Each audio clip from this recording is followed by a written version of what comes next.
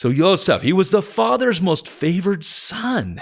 We could see that in the Torah, right? The first 5 books of the Bible written by Moses or Moshe.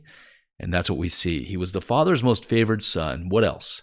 He was despised and rejected by his own. Remember, his brothers hated him for his dreams. They hated him even more. They were jealous of him.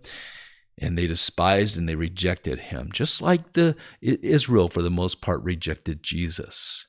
And then Joseph also, they conspired to murder him. His brothers saw him coming from far away, and they conspired to murder him, to kill him. He was sold for pieces of silver, right, by Judah. Judah came up with that plan, and that's where we get the name Judas. It derives from the name Judah. Wow. He was handed over to the Gentiles. Remember that? Joseph was sold for silver and handed over to the Gentiles by his own brothers. And then later he was falsely accused, right, by that Potiphar type, that Pontius Pilate type named Potiphar. And then he was sent to the place of the condemned, which is a picture of the cross. Remember, he was down in that prison, down in the pit again, but this time it was a dungeon.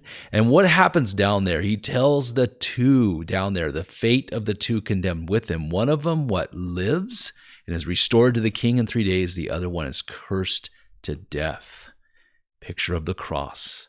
Then later He was raised up out of that place of the condemned. Joseph was raised up and he was brought before the throne, before he who sat on the throne.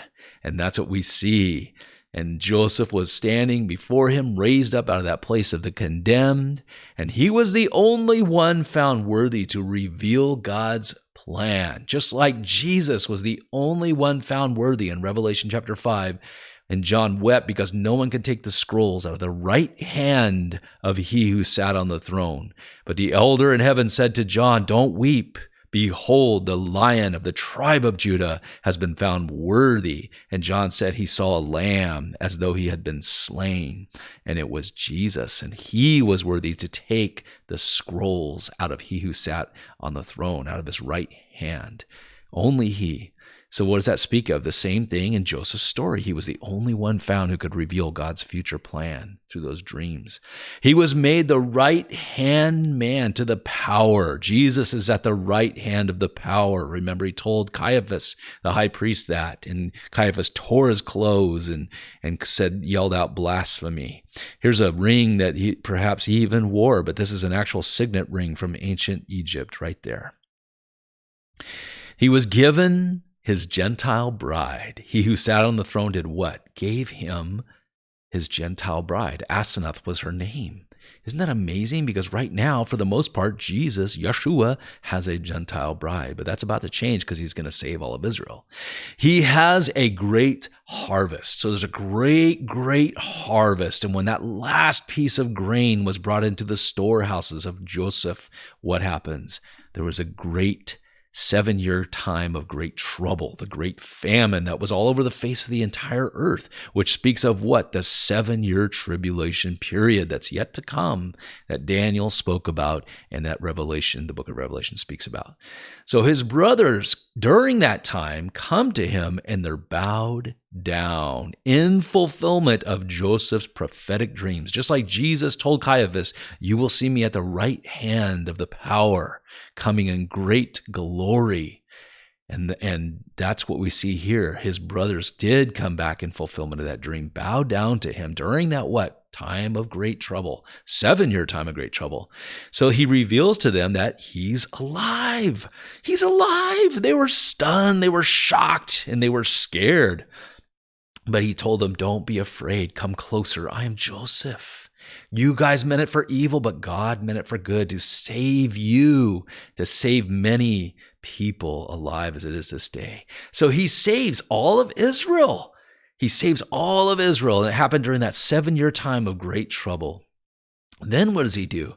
He grafts his new family, his Gentile bride and his 2 sons, into his old family as one family forever and ever. And this speaks of the millennial reign of the Messiah, of Jesus Christ, the 1,000-year reign. And they live in the best of the land together, right? That's what Joseph provided for them, the best of the land. And here, I love this scripture in Genesis 45, and they told him, who? Jacob. They told Israel, Jacob, saying, Joseph's still alive. And he began to live again after that, right? He even said that. He was alive. Joseph was alive, and then so was Israel. Israel became alive too.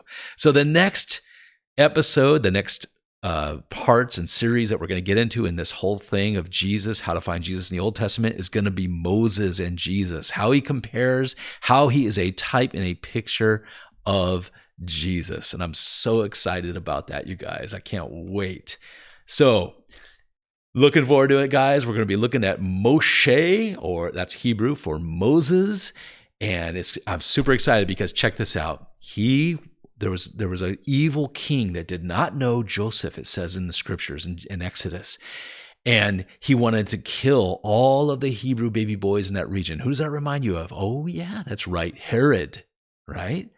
And then later, he's rejected by his own. He humbled himself, went to his own, and even killed a person to try and save some of them because the taskmaster was whipping his Hebrew people very hard. But then they rejected him. And they said, who made you prince and king over us? And what did he do? He left and he went to the Gentile land and he shepherded the Gentile flock for a long time. But God calls him back to do what? To save Israel during a great time of trouble.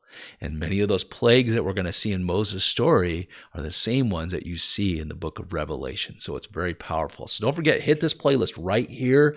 Click on this. This is how to find Jesus in the Old Testament. You can go back and watch any of the episodes. And you also want to hit that subscribe button and the bell, and you won't miss anything, my friend.